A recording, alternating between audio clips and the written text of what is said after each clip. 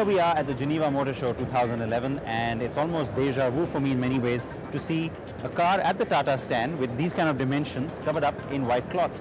Now, it wasn't too long ago that we came for that massive unveil of the Nano here in Europe. You remember that, the rush, the excitement.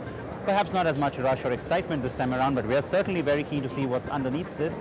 So welcome to a brand new episode of the Car and Bike Show. I'm Siddharth Vinayak Patnankar. We'll show you this and a lot more over the next fantastic half hour.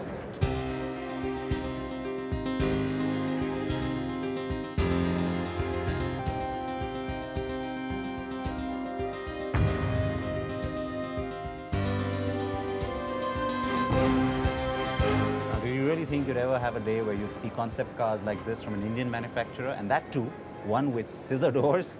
Well, it is pretty cool, isn't it? This is the Pixel, and you of course knew that Tata was up to something at Geneva like it is every year. And I'm holding a little tablet computer. Now that's what controls all the inside controls of the car. So all you do is take it with you wherever you are, and then when you come back into the car, simply stick it in there. And that's about it. You got the instrument cluster here as well, which is just a little screen, frankly, so it's virtual.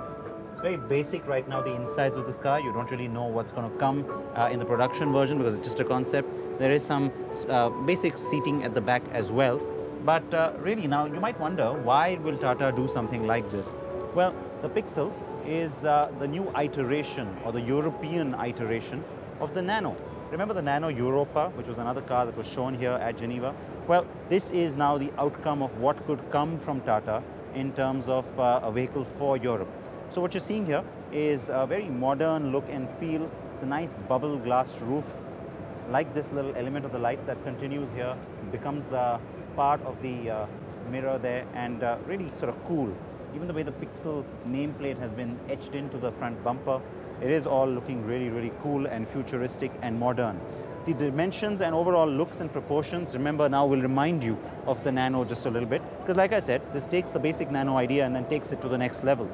Now, you might wonder, why would Tata want to show this? Is it just about, you know, having a little show car that impresses people? Well, yeah, sure, it is a little bit about that. But gauging reaction here is one thing. You do know that a company will never do something for the sake of doing it. And so, this car will get productionized by about 2013 here in Europe. It will have an engine at the back. It's a 3-cylinder diesel. We know all of this. And so you can bet on it that, well, once you have something like this, which is a little premium and gets incorporated into the European market, well, then it's probably going to head into India in some form or the other. If not sooner, then later. Tata management is keen on making huge inroads into the European market, and that's somewhat of a dream for its chairman Ratan Tata. So the company is also showing off the rest of its range, including a left-hand drive Aria for the first time, and its EV, which I drove too, but we'll show you that next week.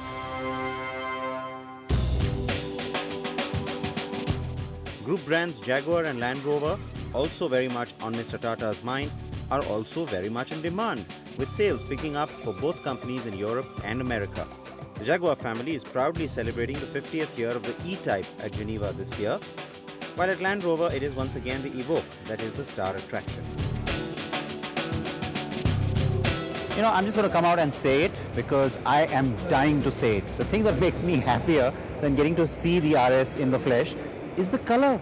What a fantastic presentation color. It is so different. It's a nice throwback to almost the 70s when you saw all these fun colors coming in. And just take a look at it. I mean, just the sheer dynamic of a car like this, and then the way it stands out in this color. So, okay, enough gushing about the color. It is attracting a lot of attention, and it's one of the debuts here at the Motor Show that's grabbing a lot of attention. It's a little miracle right now that we don't have people crowding around this car, and you're getting a good look at it. All right, so what do you get here? Essentially, it's a nice performance-oriented machine, but it's a Jaguar. So you get really impeccable quality of some of the materials. I mean, just take a look at the way that the stitching and the little blue piping has been done on the seat. Nice sports seats, looks really, really tempting. And well, wouldn't you like to get behind the wheels of this one? Now, what's happening at the LR part of JLR? Well, of course, it's the Evoque that's in focus yet again. And nice color. It's looking really sharp and it's looking really attractive. And of course, we've been showing you the Evoque. First we showed you the 3-door, now this is the 5-door again, which we've shown you before. And a lot of you wanted to know, isn't this just too small? what about the boot space, Sid? Well, take a look. Instead of showing you anything else, first I want to talk about the boot space. It's not bad when you compare to a hatchback. Don't start comparing to large SUVs like the Fortuner now. Compare to a hatchback, and that's not bad. Also, what's not bad is that, the rear legroom. That's the other thing a lot of you wanted to know about. There you go. So we're really in the territory of vehicles like the Skoda Yeti. Now that's a segment, if you know, as you know, that I think is going to get really, really popular. So never mind the people who are going to tell you, you know what, you need an SUV to look like an SUV, it has to be huge. But well, you know, the whole point here is to remember that this kind of a vehicle isn't meant to be huge. It's not meant to be one of those big brutes. It's just meant to be something you have a little bit of fun with. So nice, interesting. There's 3 of them here. Take a look at the colors.